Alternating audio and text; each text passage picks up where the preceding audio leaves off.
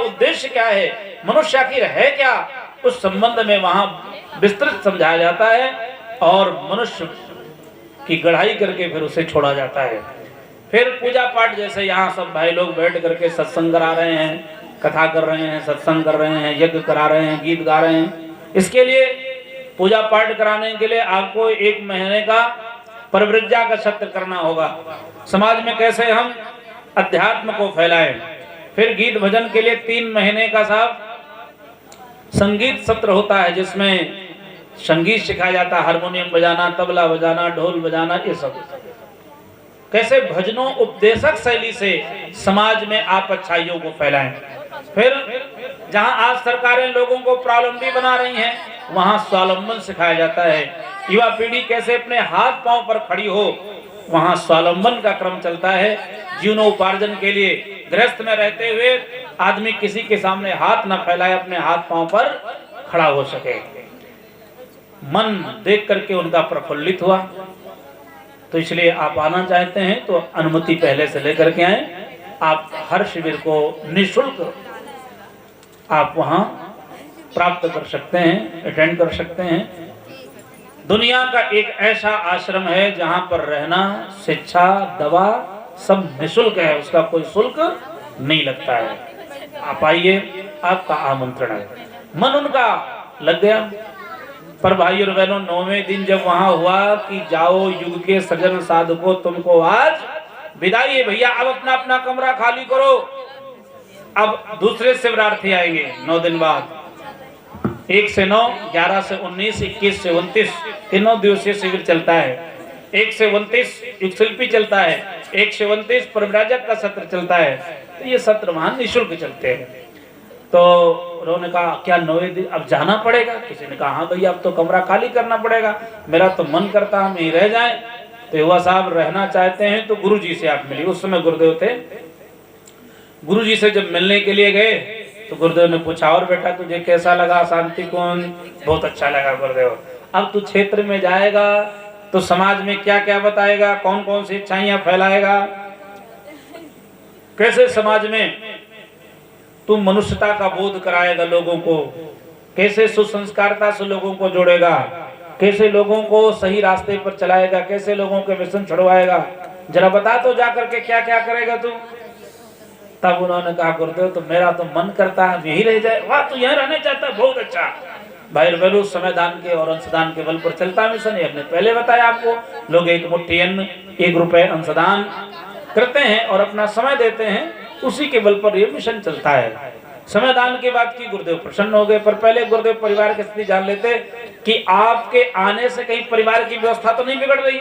यदि आप परिवार की व्यवस्था छोड़ करके आए हैं, आपके आने से वहां की व्यवस्था बिगड़ सकती है। तो गुरुदेव कहते बेटा तेरा भी वही मधुआ में काम है, जब जरूरत पड़ेगी तब तुझे बुला लूंगा। तो गुरुदेव ने पूछा बेटा परिवार में कौन कौन है? माता पिता? हाँ गुरुदेव माता पिता है।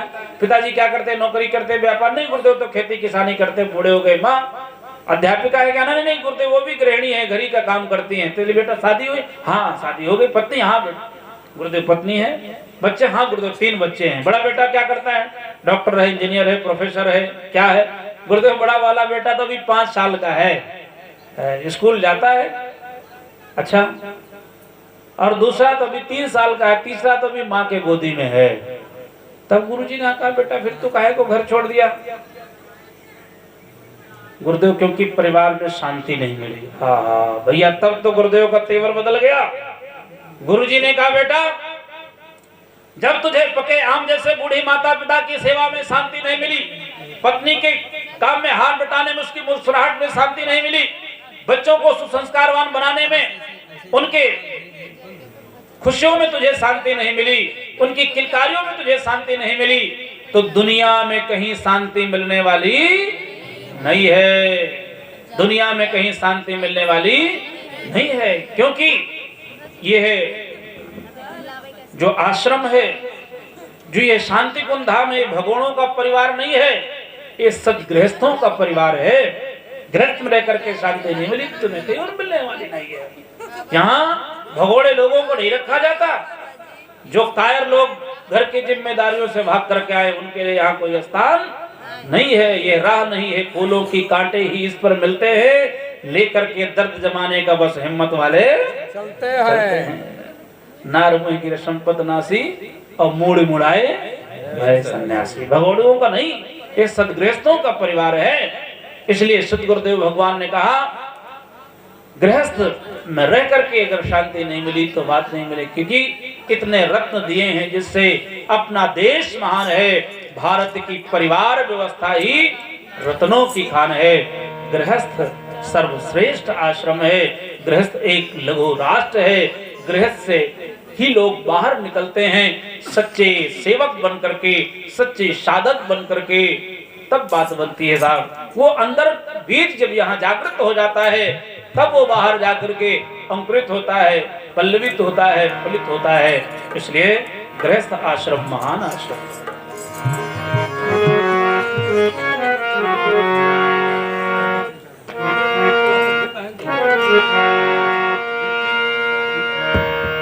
इतने रत्न दिए हैं कैसे, इतने रत्न दिए हैं कैसे, जिससे देश महान। भारत की परिवार व्यवस्था ही रत्नों की खान। भारत की परिवार व्यवस्था ही रत्नों की खान। इतने रत्न दिए हैं कैसे, इतने रत्न दिए हैं कैसे, जिससे देश महान। भारत की परिवार व्यवस्था ही रत्नों की खान। भारत की परिवार व्यवस्था ही रत्नों की खान।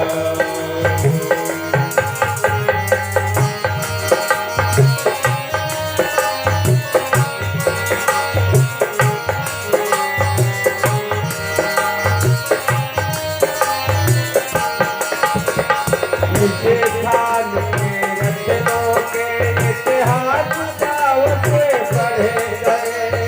किसी खान के रत्नों के इतिहास दावते पढ़े गए। अच्छाइयों की अंगूठियों में यही नगीने जड़े गए। अच्छाइयों के अंगूठियों में यही नगीने जड़े गए।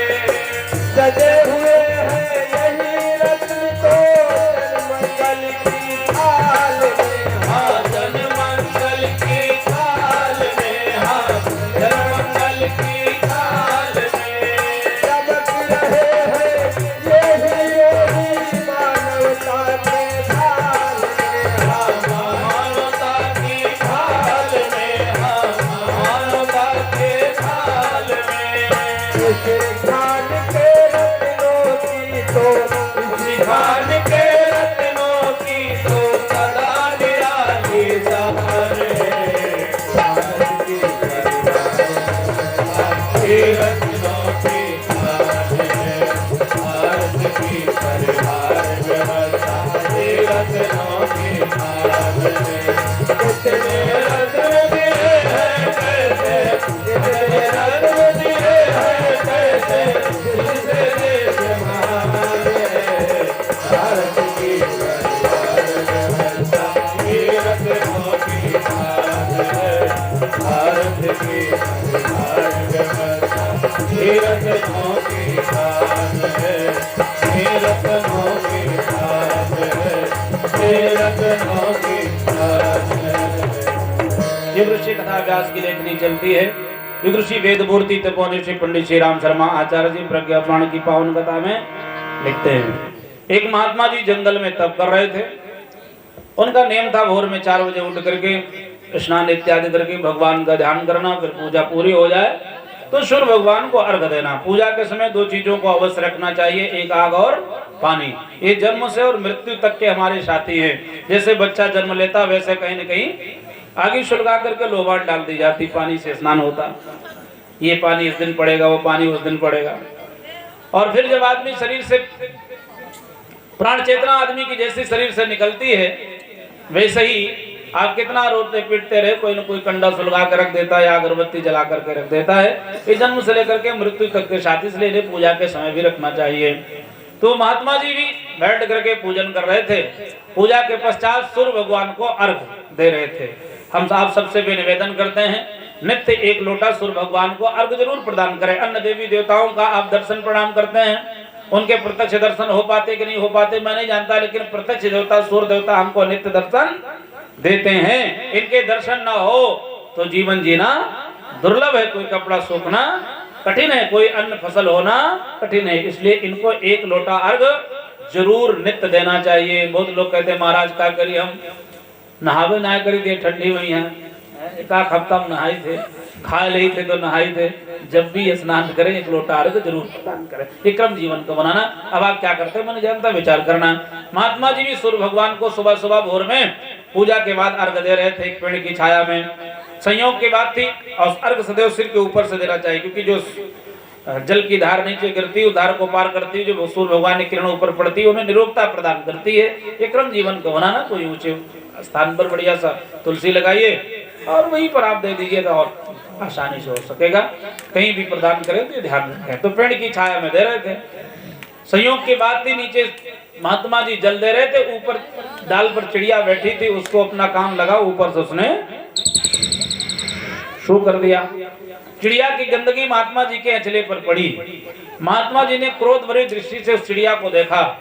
महात्मा जी की आंखों का तेज जब चिड़िया को छुआ तो चिड़िया भस्म होकर के जमीन पर गिर गई। महात्मा जी को हो गया कि इसका मतलब हमारी साधना सिद्ध हो गई। अब हम जिसको चाहे वरदान दे दें, जिसको चाहे श्राप दे दें। गए अपना आंचला धुलुल करके बास रखा कुटी में और फिर वहां से चल पड़े। लेकिन एक बात उनकी बहुत अद्भुत थी। क्या साहब, वो एक घर से भिक्षा लेते थे। एक दिन यदि उस दरवाजे पर गए, भिक्षा नहीं मिला तो फिर उस दिन किसी दूसरे दरवाजे पर नहीं जाते थे। अद्भुत उनका ये क्रम था। पर आज कैसे कहें, आज तो कोई महात्मा जी हैं, एक दरवाजे से 2 किलो चावल, आटा, दाल, नमक, हल्दी, मिर्चा, खटाई सब मिल जाए और दूसरे दरवाजे पर नहीं जाएंगे। नहीं साहब, पूरे गांव को जब तक घूम घूम के नहीं मांग लेंगे तब तक आज कैसे होगा। चाल आकर के इनके साथ दुकान पर बेचना ही पड़े। तो ये उनकी बड़ी अद्भुत प्रक्रिया थी कि वो किसी और के दरवाजे पर नहीं जाते। एक दरवाजे पर पहुंचे, उन्होंने कुंडी खटखटाई, घर की मालकिन निकली। अहो भाग्य हमारे की महात्मा जी पधारे। लोग साल साल इंतजार भी करते थे, काश महाराज हमारे घर का भी एक सीधा ले लेते। उनकी प्रतीक्षा करते थे। जैसे घर से बहन निकली, देखा महात्मा जी को प्रणाम किया, बैठने के लिए आसन दिया, पर अंदर गई तो संयोग से उसका बच्चा कहीं से आ गया। जैसे बच्चा आया, दौड़ करके माँ को पकड़ लिया। माँ ने झट से उसको बैठाया, उसके जलपान की व्यवस्था की। आज कैसे कहें, आज बच्चे जब आते हैं तो माँ को नहीं पुकारते, किसको पुकारते हैं? मम्मी को। मैंने निवेदन किया उनको, माताजी पिताजी कहने की आदत डलाइए, बच्चों को अच्छा संस्कार दीजिए, क्योंकि बच्चों की गढ़ाई गृहस्थ में ही होती है। इसलिए गृहस्थ में उनको अच्छा संस्कार आप दीजिए। पहले का नियम था, माताएं बच्चों को अपने आंचल की छां में रखती थी, लोरी सुनाते हुए सुलाती थी। लेकिन आज कैसे कहे, माँ आज उतना प्यार नहीं दे पा रही, उतना संस्कार नहीं दे पा रही जितना बच्चे पहले पाते थे। आज तो अनुशासन सिखाया जाता है, बस्ता यहाँ टांगो, जूता वहां रखो, कपड़े यहाँ रखो, ऐसे करो वैसे करो। आप विचार करिए, प्यार पाना कितना अच्छा लगता है और डांट खाना कितना अच्छा लगता है। विचार करना साहब, डांट खाना अच्छा लगता है कि प्यार पाना है? हाँ, हमारी माताएं बहनें मायके जाती हैं, जाते ना साहब, काहे को नहीं बोलते? पूरा का पूरा मायका भरो लेकिन मायके में अपनी माँ ना हो, कैसा लगेगा साहब? आप 50 साल की क्यों नहीं हो गई, आप मायके जाती हैं, माँ के कंधे पर रख करके 2 ठो आंसू गिरा देती, सारा दुख दर्द दूर हो जाता है। जब 50 साल की उम्र में हमको प्यार पाना अच्छा लगता है तो हमारे बच्चों को प्यार पाना कितना अच्छा लगता है। विचार करना साहब, बच्चे जितना प्यार पाते उतना उदार बनते हैं और जितना फटकार पाते उतना क्रूर बनते हैं। इसलिए बच्चों को प्यार दीजिए, प्यार दीजिए। बच्चों को प्रणाम करने की परंपरा सिखाइए, आशीर्वाद बच्चे लेना सीखें। वैसे आज बच्चे, वैसे माताएं थोड़ा बहुत प्यार करती भी हैं, लेकिन बाबूजी लोग तो बहुत कम करते साहब। वैसे बच्चे आज प्रणाम वणाम करते नहीं, कि घुटना उठना भी छोड़ो, हाँ हाँ ठीक है ठीक है ठीक है, चल चल। निवेदन करते हैं बच्चों को प्रणाम करना, टाटा बाय बाय हाय हाय से बचाइए। एक जगह गए तो देखे कुछ बच्चियां आपस में मिल रही, हाय हाय कर रही थी, हाय हाय। हमने कहा भैया ये क्या है, कहीं कोई संकट आ गया है क्या? अरे महाराज आपको नहीं पता, ये मिली है बहुत दिन बाद इसलिए हाय कर रही हैं। हमने सोचा हम तो साहब जब आदमी संकट में होता तो हाय हाय करता है और मिलती तो हाय हाय, अर्थात अंदर से नहीं मिल रही, दिल से नहीं मिल रही, ऊपर के मन से। इसे पूरी जिंदगी हाय हाय में चली जाती है। टाटा बाय बाय हाय हाय से बचिए। पांव छूने की आदत बच्चों में डलवाइए, प्रणाम करने की। प्रणाम करने से 4 चीजें बिना मांगे मिल जाती है। वादनशील नित्यं वृद्धो सेवना चत्वारः वर्धन्ते आयुर विद्या यशो बलम। ये 4 चीजें बिना मांगे मिल जाती हैं केवल प्रणाम करने से। इसलिए बच्चों में प्रणाम करने की परंपरा जरूर डालिए। अभिवादन है हो गया, विराम दे दो, विराम दे दो। अच्छा नहीं कथा तो विराम देगी, बस बहुत लंबा नहीं करेंगे। अभिवादन नित्यं वृद्धो सेवना चत्वारः वर्धन्ते आयुर्विद्या यशो बलम। 4 चीजें बिना मांगे मिल जाती हैं, इसलिए प्रणाम करने की परंपरा बच्चों में डालिए। संस्कार बच्चे परिवार से पाते हैं, संस्कार कहीं बाहर नहीं मिलता है, परिवार में रह करके बच्चों की गढ़ाई होती है। गृहस्थ क्या है, ये बच्चों की गढ़ाई यहाँ से होती है। यहाँ से सच्चे साधक बन करके निकलते हैं, सच्चे राष्ट्र सेवक बन करके निकलते हैं। इसलिए गृहस्थ में बच्चों को संस्कार देने की परंपरा आप डालें, क्योंकि संस्कारों के माध्यम से ही जीवन श्रेष्ठ बनता है। अगर इसको कम शब्दों में कहा जाए, लोग पूछते हैं आखिर संस्कार है क्या, तो मित्रों अनघड़ से सुघड़ बनाने की प्रक्रिया का नाम है संस्कार। एक टेढ़ी मेढ़ी लकड़ी जंगल में पड़ी रहे, उसकी कितनी कीमत हो सकती साहब है? 4-6 रुपए किलो में कोई ले जाएगा, काट फाड़ करके बेचेगा। पर वही लकड़ी किसी कलाकार के हाथ में लग जाती है, जब वो उसे संस्कारित कर देता है, कुर्सी बना देता है, तो उसकी कीमत बढ़ जाती है। सोफा सेट बना देता है तो उसकी कीमत बढ़ जाती है, और बेड बना देता है तब उसकी कीमत बढ़ जाती है। 2-4-5 रुपए किलो बिकने वाली लकड़ी 10-10, 20-20, 50-50 हजार रुपए में बिकती है। इतने नहीं, उस लकड़ी को और संस्कारित करके कहीं भगवान के फोटो के साथ फ्रेमिंग कर दिया, तब क्या बात है साहब, क्या धनवान क्या गरीब सब उसके सामने माथा टेकते हैं। वैसे ही जब मनुष्य के जीवन में संस्कार आता है तो मानव से महामानव व देव मानव बनता हुआ मनुष्य चला जाता है। ये इसलिए हमारे ऋषियों ने 16 संस्कारों की व्यवस्था बनाई है। मनुष्य के जन्म से लेकर के मृत्यु के बाद तक 1-2 संस्कार की चर्चा करके कथा को विराम की ओर ले चलेंगे। भाई और बहनों, जब माँ के गर्भ में संतान आता है तो पुंसवन संस्कार होता है। इच्छित संतान कैसे प्राप्त करें,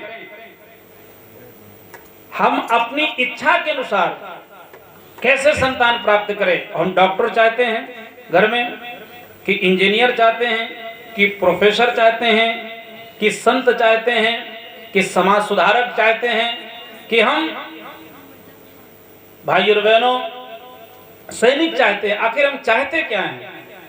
जैसी संतान चाहे माताएं वैसे संतान का निर्माण अपनी कोख में कर सकती हैं। इसकी एक अद्भुत विद्या है, इसकी एक प्रक्रिया है, पुंसवन संस्कार। आओ बड़े संस्कारवान पीढ़ी के तहत, तो इसलिए हो सके तो आप इस संस्कार से जुड़े। माँ के गर्भ में बच्चों का निर्माण, संतों का निर्माण, महापुरुषों का निर्माण माँ के गर्भ में होता है। माँ जैसा चाहे वैसा संतान संसार में गढ़ करके ला सकती है। ये क्षमता केवल भारत की नारियों में अधिक पाई जाती है। भाई और बहनों, इसलिए हो सके तो इस पर विचार करना। पुंसवन संस्कार 3 से 5 माह के बीच जब माँ के गर्भ में संतान आए तो ये संस्कार होता है। और संतान के पूर्व की जो जिम्मेदारियां हैं उसके लिए भी ये माँ की पाठशाला के तहत लोगों को पढ़ाया जाता है। आपको YouTube पर मिल जाएगा ये माँ की पाठशाला।